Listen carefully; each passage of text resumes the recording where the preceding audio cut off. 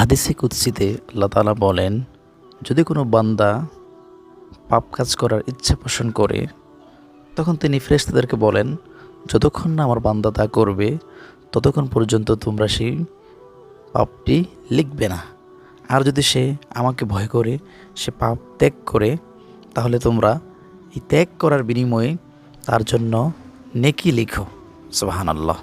আর যদি কোনো বান্দা ন্যাক কাজ করার কিংবা সৎ কাজ করার ইচ্ছা পোষণ করে, তখন সাথে সাথে তোমরা তার ইচ্ছার জন্য নেকি লিখো। সুবহানাল্লাহ। যদি সে সৎ কাজটি করে কিংবা ন্যাক কাজ করে, তখন তোমরা তার বিনিময় স্বরূপ 10 গুণ থেকে 700 গুণ পর্যন্ত নেকি লিখো। সুবহানাল্লাহ। এতে বোঝা গেল যে পাপ কাজ করার ইচ্ছা করে যদি কেউ ফিরে আসে, তা না করে আল্লাহকে ভয় করে, তাতেও আল্লাহ সুবহানাহু ওয়া তাআলা নেকি কিংবা সওয়াব দান করেন।